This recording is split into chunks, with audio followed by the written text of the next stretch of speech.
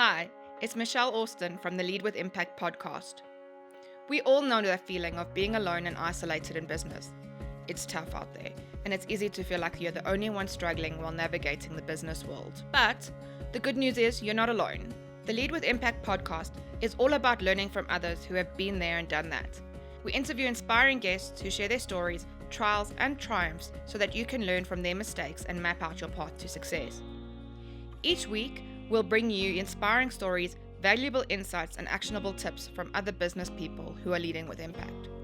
So, if you're ready to learn from others and take your business to the next level, subscribe to the Lead with Impact podcast today. It's so great to see you. Nice to have you with us on the Lead with Impact podcast. I'm so honored also to be invited on the Lead with Impact. Awesome. So I'm going to jump right in. I don't like to mess around and waste our time. So let's jump right in if that's all right. Could you elaborate for us on how your journey from overcoming a speech impediment and low self-esteem to becoming a successful financial literacy educator and accountant has shaped your unique perspective on personal finance and money management? It's quite an intriguing question. Yeah, it's great. Okay, so maybe let me just give a bit of context of my life story. So I was born with a speech impediment. I'm a stutterer, but maybe today you might not hear it because I've been working on myself for the past few years. So it kind of affected my self-esteem growing up because, yeah, when you're a stutterer, people might think you're nervous and all that. And at school and at home, people used to laugh at me. So that kind of like bruised my self-esteem for a big number. So growing up, I was a shy girl, that shy person who couldn't like really stand up for myself. So yeah, let me focus on the question you've asked. So I think for me, the most important thing, the most important lesson I learned through my journey was the moment I started loving myself and accepting that I'm a stutterer. That's how God has created me. It kind of changed everything and the way I viewed life and the way also I viewed the world. So for me, that was the main game changer. Just like, okay, just having that self-acceptance that this is the way I'm born. I'm different from all my siblings. I'm different from other kids. I stutter.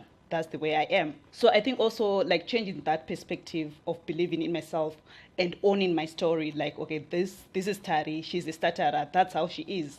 It kind of like also like changed the way I could see life, and it kind of opened more possibilities and opportunities in my life. I can also say that before I actually regained my confidence and or let me put it this way, before I started like loving myself, I used to be a people's pleaser. Like I would like spend money for people's validation so that just people can love me or they can like me, or I can be in circles where I couldn't belong. So I would like spend money which I didn't really have, so which caused me like to go into borrowing, having unnecessary debts, or sometimes also like the moment you borrow money and people are calling you asking for their money, you also get stressed. So it gave me also emotional stress, which was just unnecessary because I was trying to please other people. But the moment when I changed and started loving myself, I now set boundaries. Like maybe if a friend calls me and said maybe they're planning a date night, and if it's not part of my budget, I'll just say, you know what, for this time it's not part of my budget. Maybe when you schedule, can we schedule for next month, or maybe can we try it in 2 months time, because for now there are some goals I'm trying to push towards my money. So now I have that ability to say no, which I couldn't do before. Because before I felt like if I say no, maybe I might lose friendships, or these people might not like me.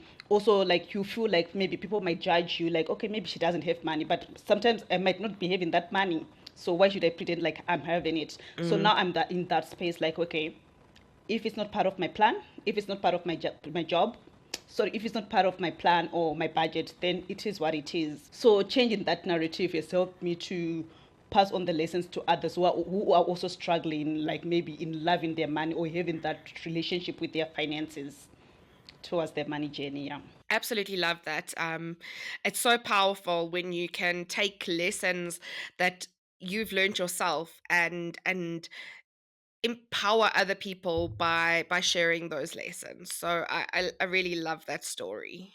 Okay, so in your role as a financial literacy educator and accountant, What specific tools, resources, or productivity techniques do you find most effective in conveying complex financial concepts, to your audience and maximizing your impact? So basically, what tools are the most useful to you? Okay, so I'll start on my financial literacy. So, okay, I'm a full-time accountant. Mhm. Then the financial literacy educator is my side hustle. So I'll start with the side hustle. So Mm. for content creation, I mainly use Canva and your AIs. I always say like technology is making our life a bit easier. So on AIs, I mainly like Scribe and Chat GPT. They kind of like make your infographics or visual aids more easy to use. So those three are the main to go tos I use. Like I just go on like Chat GPT, create content for me, then it does its magic. Then I take it, I put it on Canva, or I use Scribe. Scribe, I mainly use it for my tutorials, or if there's anything else I just want to create, or something I need to research more on. I first go to Scribe, then I do my further research on it. Also, with these tools and the use of technology we can also use now, it also helps us on time management as well, because now I can like just set up 1 hour or 2 hours of my day, then I know I create my content for the whole month, then I just schedule it on my social media pages. So when it comes to I also do interactive workshops. I mainly use Zoom or Google Meet. Those are the two which I use. Yes, but I'm also like want to learn also about Squadcast, because it was my first time hearing about it when we scheduled your interview with me. So yeah, I want to learn more of that. So I also feel like COVID has taught us that like now we don't really have to be like first to first. We don't have to be together. You can actually do whatever you want online, and it's actually doable. Then when it comes to my accounting space, I mainly use Excel and Power BI, which I feel maybe there's two more I still need to learn in that space as well. Also, I also am someone who believes like every day you learn. So for me, like YouTube is my friend. I love like listening to YouTube. If there's something I want to research on, I just go on YouTube. I always say that YouTube is a free university, so I always use it to my advantage. Then I also use LinkedIn Learning as well. There's so much you can learn from that, and Udemy is sometimes. 100%. I think you've basically mentioned just about everything that I use. Um, yeah, there's a few more I would maybe throw in there. Something that I also love is Jasper AI. And then yeah, I play with AI all the time.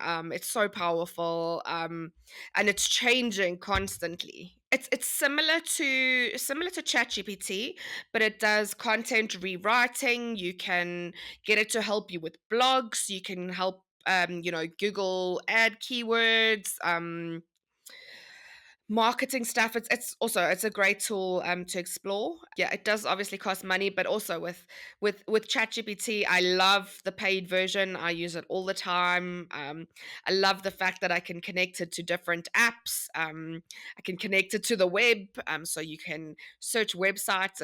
It's fabulous. So that I must say, I think ChatGPT is definitely one of my favorites. That and Canva, they are amazing. Okay, what drives your unwavering commitment to promoting financial literacy and empowering individuals to take control of their money, especially considering the challenges that you've overcome in your personal journey?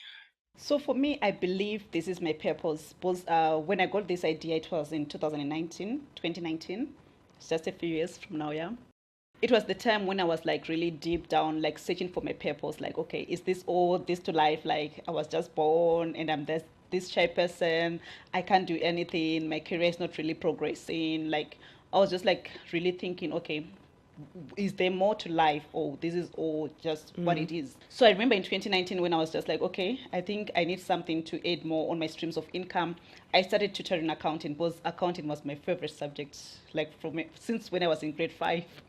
I loved accounting from then. So even up to now, I still love accounting. So I was like, okay, I really do love accounting. Maybe it would be also helpful for me to also like teach other people. So I did tutoring of accounting for a few months. I had a few clients which I had, but it didn't really give me that joy. You know, sometimes when you do something and you don't really like feel that joy in you. Then 2020, COVID hit.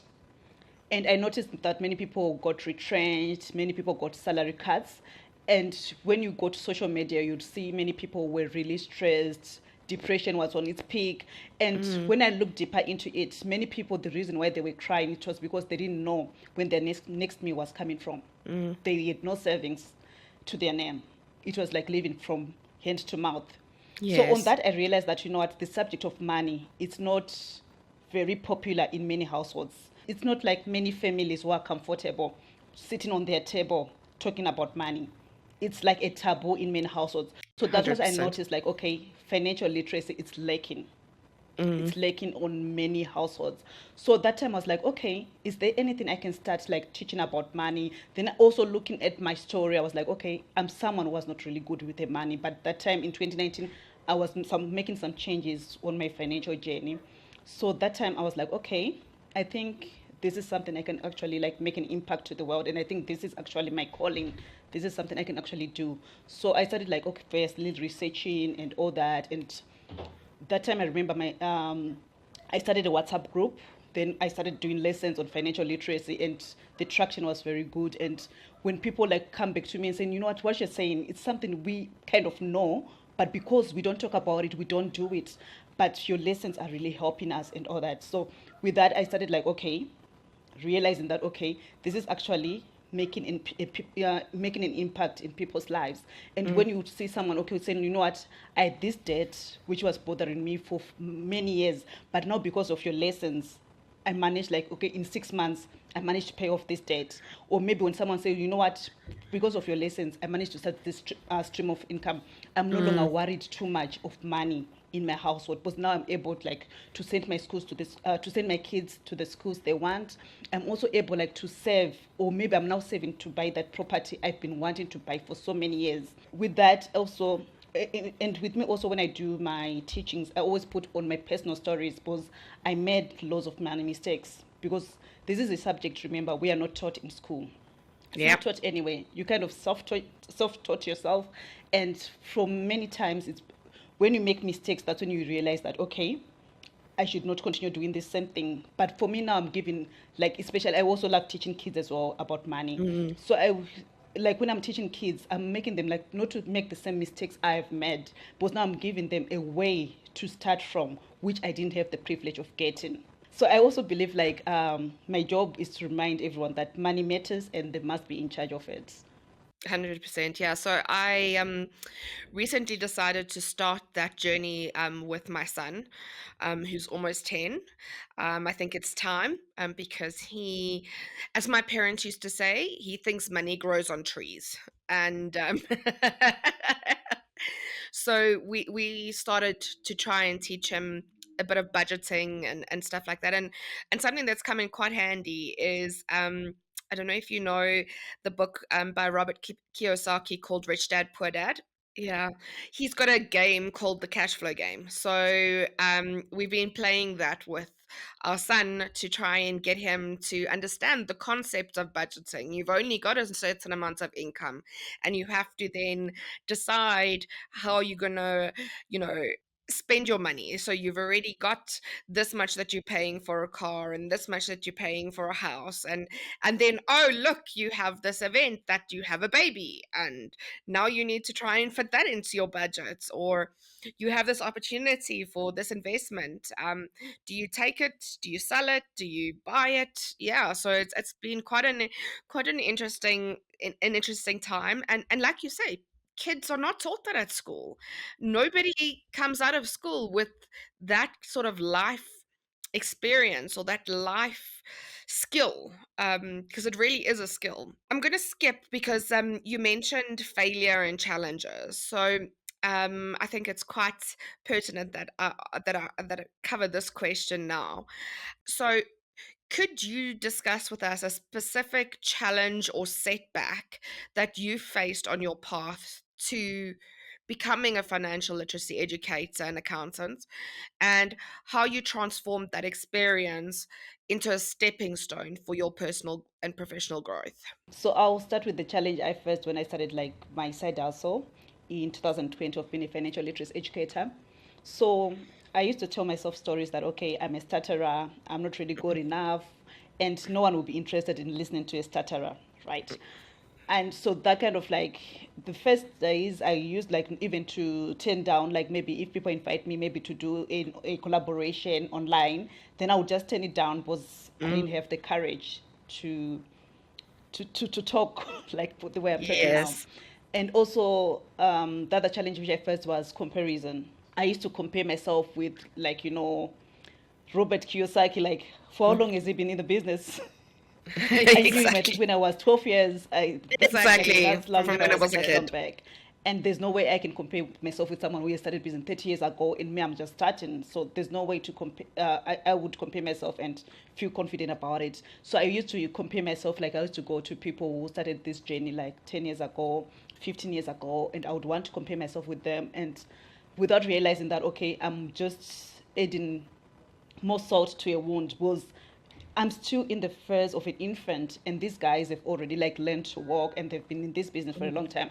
I just need to take the steps as I go through. So that's the two most challenges I faced: comparing myself and also not believing in myself to go out there and to showcase to people who am I. When it comes to my career, I didn't mention that I was that shy person and I was a stutterer, and I lost like a lot of confidence as I grew up. So that kind of affected my career journey. So I always love when I tell people about this story. So when I finished okay, I'm a Zimbabwean, right? So in Zimbabwe, we call it A level. Here it's metric. Yes. So when I finished my equivalent to metric, I wanted to go and study in Australia, of which my parents, they couldn't really afford it, but my dad, for some reason, he just let me to apply. So I did apply, then I got accepted at Monash University.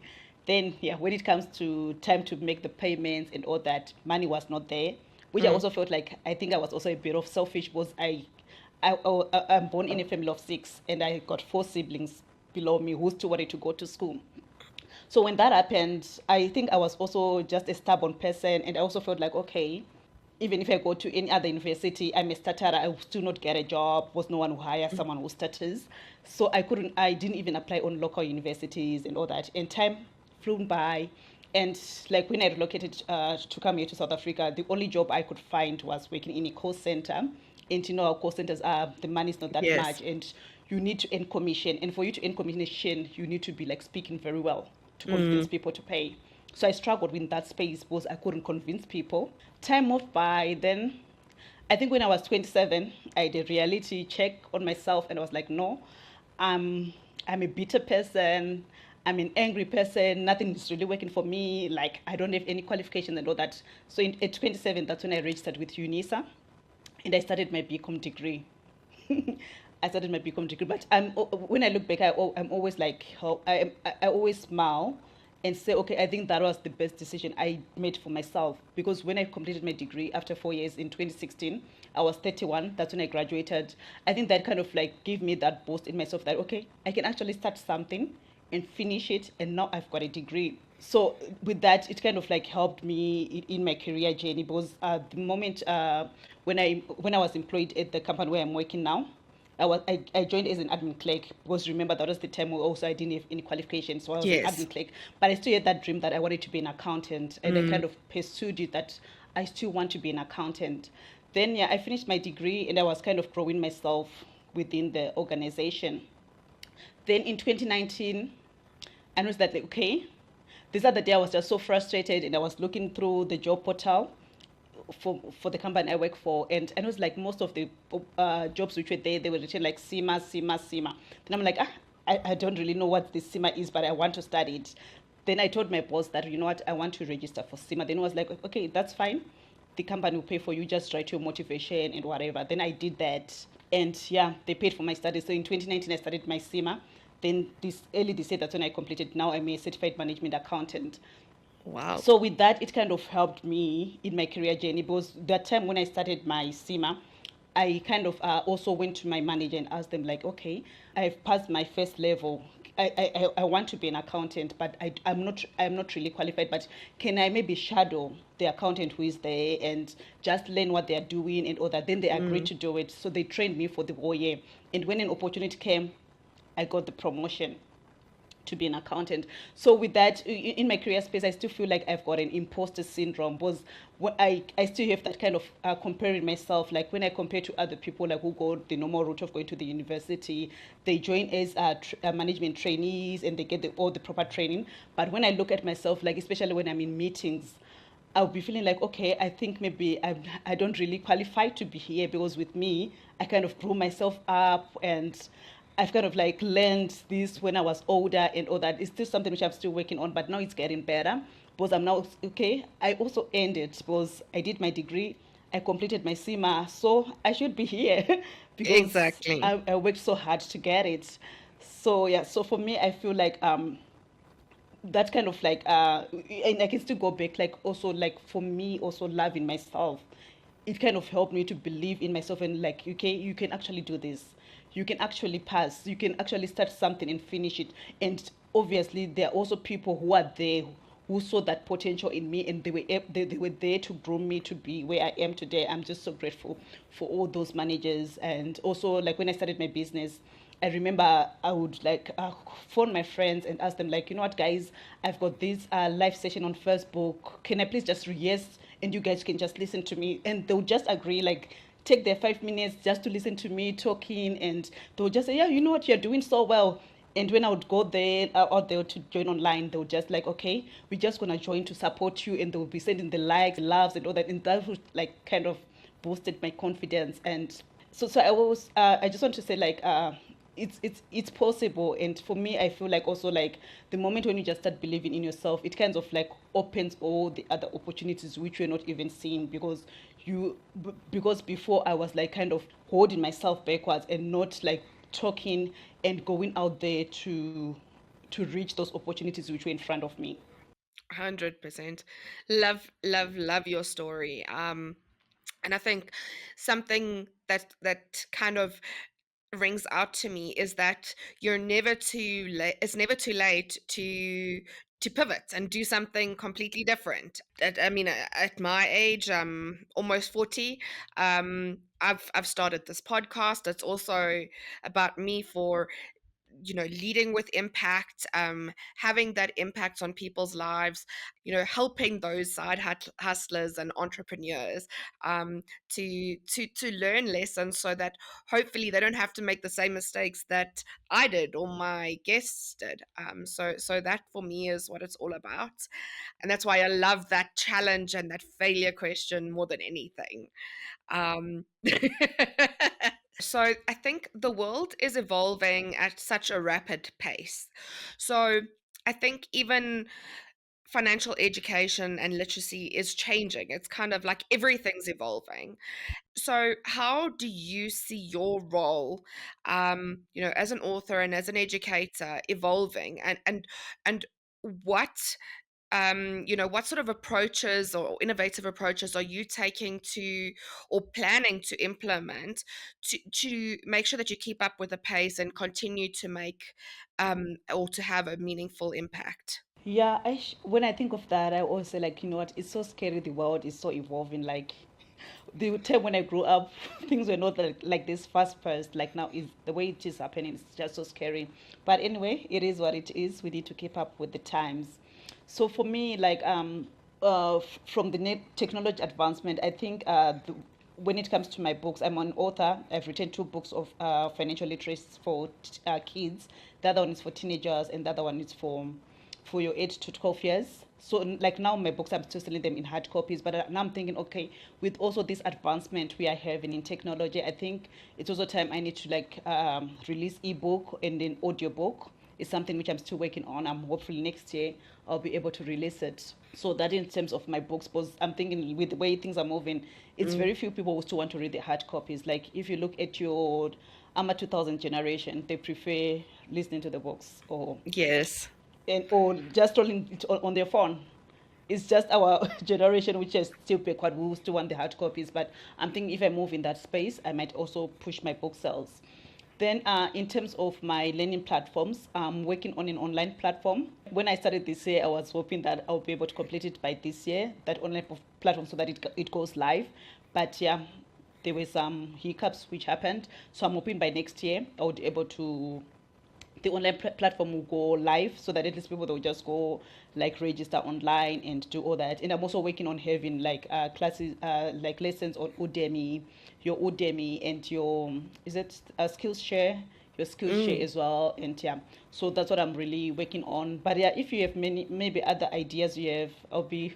To be honest with you, I'm struggling through the very similar challenges. So yeah, it's a learning thing. I think it's just a case of, just like you say, using the YouTube University and just trying to keep up to date with everything. And I think also just using technology to your advantage. So, like you said earlier, with things like ChatGPT and Scribe, like just using those things to your advantage. It doesn't mean you're plagiarizing. It just, I find for me, it just sometimes gets my creative juices flowing. I often find that sometimes the hardest thing about doing anything like this is actually just getting started. Like, where do I start? So I just use ChatGPT and things like that, those sorts of tools to help with that. Learning platforms, I'm also still, it's a constant struggle. I think something for me that's new is AI avatars and AI voices that can kind of mimic you, and or that to me is still very scary. I'm very nervous about that. I don't really want me as an avatar out there doing and saying things that I don't actually do and say. So that for me is very scary still. But yeah, it is a very very new and unique thing, and I think that it's just a case of just kind of keeping up to speed with it. I'm just, encouraging that continuing development. So that we don't lag behind a bit. And then, how do you lead and inspire other individuals to overcome their financial challenges and take control of their money? You know, obviously, I mean, you've mentioned drawing on your own journey of self-confidence and achievement. But how, are there any tips or tricks, like how do you find, or what is the best way that you find works to lead and inspire people? So with me, the what I usually use to lead and inspire others is just for people to understand that when it comes to finances or money, our mindset plays a pivotal role. So once your mindset like it's on that scarcity mindset, like there's not enough, uh, I I don't have money to save, my income is too little and all that, you will never do anything because it's your mindset which is controlling you. Mm. But once you change your mindset to abundance mindset, like okay, there's enough for everyone. We can all be wealthy. Like you just have to change your relationship with your money. So what I usually like advise people, like the first time when I start having a one-on-one conversation with someone, first I want them to do an introspection just to understand what is it which had led them to the situation they are in. Like if you're in high debt or you're blacklisted or whatever, you need to first do introspection. What led you to be there? Mm. Because the moment when you don't do an introspection, the chances of you repeating the same mistakes are very high. But the moment when you do an introspection and you understand, okay, I'm in this high debt because of A, B, C, D, then you understand the root cause, what caused you in debt. 100%. I just want to interject here quickly. So it's something that I always say is that you can't change something until you're aware of it, and that introspection helps you to identify and become aware of what it is, those things that you keep doing and you keep perpetuating, that will have an impact and on that mindset. And a lot of the time, it's our subconscious doing things that we don't even realize. So for me, that like the moment when you do that introspection, you kind of understand. And as you have mentioned, like sometimes some of the things we do them subconsciously.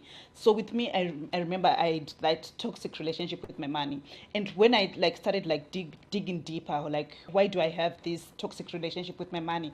I noticed it also go back when I was still a young child. I grew up as a boarder, right? Then Mm. as a boarder, you my parents used just to buy like your basic tag and all that. Then Mm. when my daddy would give you pocket money, you would like, okay, I'm giving you this pocket money, but it's more like I'm taking this money, putting it on a stone and throwing it into a river. Like it's more like he's wasting his money on me, that kind of stuff. So with me, I felt like I had that fear with money because I felt like I'm nothing. Because my dad didn't believe that I can actually be the person I am today. Because in his eyes, I was a failure, I was a nobody, and sending me to school, he was kind of wasting his money. So that's what I also like realized that, okay, I think I also need to heal from this because it was his perspective, or maybe he didn't also have the capacity of loving me as a child because he didn't know that love when he was growing up. So when I started like realizing that, I started like, okay, healing myself. So that's why I always want people like to go through that introspection, understand if there's any subconscious thoughts which makes you like have that hatred towards your money. Where is it really coming from? Because most of it comes from our childhood, and most of the times we don't even know it because some of the things they happened and they were a bit normal because that's the way we grow up, right? So for me, like my dad always used to say, like he doesn't have money, he doesn't have money. So the moment even when we used to have money, like I just always want to spend all that money because I don't have money. I was scared Yes. like to even see my bank account with a lot of money because like I'm thinking, I'm used to we don't have money and money should not be in my account, that kind of thing. So I always like want people like, okay, understand what is the root cause and let's start now working on that root cause because the moment when you don't address the root cause you continue making the same mistakes. And also obviously when you understand the root cause, obviously we do the healing and we do your affirmations so that at least you start that relationship with your money. I always say like, okay, when you understand your root cause, it's for you to also to understand your relationship with money because many people we just look at money as money, but we don't understand that you need to build that kind of relationship with your money for you to be able to manage your money better. But the moment when you have that, I always once like to say like, okay, you need to be best friends with your money. What do you do to your best friend? You always check on them. You always take care of them. So that's the same principle you need to Yes. apply when it comes to your money. Let your money be your best friend because the moment when you have that toxic relationship with your money, also the money is also afraid to be with you because they're not taking care of it. It sounds a bit funny, but when it comes to money, that's how it is. And the moment with me, like when I changed all that perspective, I also noticed like, okay, I got a promotion. I had a huge salary job. Like when I look at myself in 2019 and where I'm at now, like I got a 300% salary increase, and I'm thinking, okay, this all happened because I started like believing in all this and having this relationship with my money. And now I'm able to do all this stuff because now I'm able to save my money. Like when I save my money, I'll be like, okay, this money we're gonna like invest on it. We're gonna make the money grow and all that. So those are like the way I want to lead and inspire people. And I also like share my personal stories because I've been in this journey. I had made lots of money mistakes, but now this is what I've done, which had led me to be where I am. And the moment, like when you tell people in a practical way, it's more kind of relatable, and they can kind of understand it. So let me also just share this a bit of story. So I did mention before, like I started being serious with my money like early 2019. So before that period, I didn't know how to save money. I was that kind of person, like I would come to you this month to borrow you money. Then next month I'll go to my other friend so that I can borrow money to pay you back. And I'll go to another friend to borrow money because the money was never enough. Yes. And I would notice also it caused like huge problems with my husband as well because like maybe he would give me money to buy groceries and the next thing I'm paying my debts, or maybe I went to the mall and I would buy whatever I would want to buy. But in 2019 I just made that psychological change in my mind, like, okay, you know what, I want to give myself a challenge. I want to start saving. That's what I did. I just said I want to challenge myself and see if I can do it. I didn't even tell my husband. I opened a Capitec account. Then with Capitec you have those other savings account. Then I Yes. just created like talent score of saving. That's how I saved that account. Then every month I'll just put some money, some money, some money. Towards the end of the year, I was like to my husband, look how much I've managed to save. He was so surprised how much I had saved that money. Then we were like, okay, this money, let's just add more to it. And in 2021, early 2021, we managed to buy our other rental property, and we used that money as deposit. But it all started because I did that challenge for myself, like, okay, let me try to save this money. And I also Yes. opened an ease equities account, and I started buying shares and all that. So with me, like doing that, it was more like an achievement, like, okay, you know what, I can actually do this even if I had Yes. little money, but I still was able to save. Yeah, it's great. It's great. It's so exciting, and I love that you're sharing it with people. It's fabulous. Balancing, so you wear lots of different hats. So, you know, obviously you're a wife, you're an educator, you're author, you're an accountant.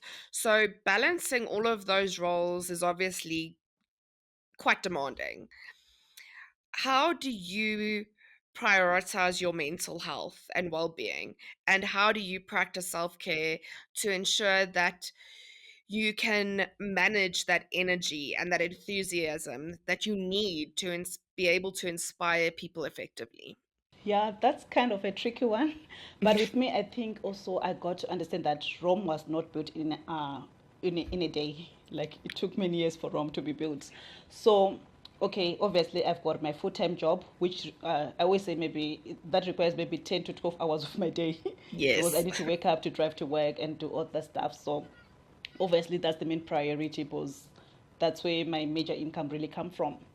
So for my side business, like now, was most of the content I've got already. I did the work when I started the business. So what I usually do, like after work, I try to put 1 hour or 30 minutes, depending on how much energy I have for that day. So that's what I don't put much hours, but maybe on weekends I would put 3 to 4 hours. So weekends I make sure that okay, maybe it's in the morning or in the evening that okay, I just put more time just to work on whatever I'm working on. Then obviously after work, my kids also they need time with me, and I also need time with my husband, and also family time, and as well time with the friends as well. So I try Mm. to balance that so that at least if I just put 30 minutes, it's not that much time of the day which I'm taking from my family. And then for self-care, so last year I made a challenge for myself. I started swimming lessons. So I started swimming lessons. Then I also go for yoga. So that's 2 days of my week already, which I like after work. I go either for swimming or for yoga. So that's my other time which I use. And I also like love treating myself. Like now I know like I've got more money to treat myself. So I go for massages. I either go with my husband, or sometimes I go with my best friend, or sometimes just do it as a girls group and we go as friends. But I made it a point, like starting from this year, like I go after every second month, and I haven't been Mm. missing it, and I'm enjoying it. Then I also love doing charity work. So like this month is my birthday, so on the 20th I'm gonna go to an orphanage home, spend the day with the kids and all that. Because I just love also to go there with my kids so that they can just see this other side of life. It also Love helps them it. as well. Like when it comes in the house, like they don't waste food because they know that there are other kids out there who don't have parents and they might not have this food. So Yes. I try by all means, like maybe after every 3 months, we go to an orphanage home, we just spend the day with the kids, we donate, we do all that, and just play with other kids. Then, yeah, mostly I love traveling as well. So I think 3 years back, we just made it a point with my husband that, okay, at least we need to travel 3 to 4 times, at least 2 times, the two of us, then the other 2 times with the kids, so that at Mm. least we have time to bond and all that. Then, lastly, I'm someone who loves reading. So my rule is that when I go to bed, no phone. When I wake up in the morning, no phone. I take my books and I read, and yeah. So also when it comes to social media, social media can be very toxic. I think 3 years ago I did a cleanup on my social media. I only follow people who help me, who add value to me. Like if I like go to your page and say, okay, Bishop, what does she do? Then I'm like, okay, I think I can learn from this. Then I start following you. But if you're that kind of person who just like posts as kids and like something which is just for fun, I unfollow. So I only Mm. follow what adds value to me, and I don't like spend my days scrolling on all those other other necessary stuff. Was for me, like if I'm spending my time on either Instagram, Facebook, YouTube, at the end of it I need to ask myself, what have I learned? What Mm. is it that I can actually like maybe go to my friends, go to my clients, go to my kids and say that, you know what, today I was listening to this is what I've learned. So I think for me that's kind of helped me in my self-care and mental health, just to prioritize and know what is it I'm spending my time on. From an advice perspective, for those who have faced, personal obstacles or a lack of confidence like you did up until a few years ago, what advice would you offer them? as they strive to pursue their dreams and achieve their goals, like you have managed to do. So yeah, just, what advice do you have to people to help them basically build their confidence and overcome personal obstacles? Yeah, for me, I think the most important thing is like love yourself. Love yourself, believe in yourself. Those are the secrets to accept, which, like, as parents, we don't also get to teach our kids. Like, just by loving yourself and believing yourself, it can just opens like a lot of opportunities for you. And also, I also like want to add that, okay, also like always be your own competition. Don't compete with other people because you don't know what you're competing with. But if you compete with your own self to be a better version than what you were yesterday, it helps you. So this is my one thing I always do, like every day. I look at myself in the mirror every morning and I do my affirmations that, okay, you know what, you're intelligent, you're beautiful, and today go out there and be better, do better than what you did yesterday. So I always want to say also, like, be your own competition, because you find out, like, now with the use of social media, many people, they actually compete with filters which are on social media, which are not like real characters which you actually see on social media. Because on social media, people must just understand that I'll never go on social media and post my sad day. I always post the positive, but not any sad day I have. So if you want to compete with social media, then you're setting yourself up for failure.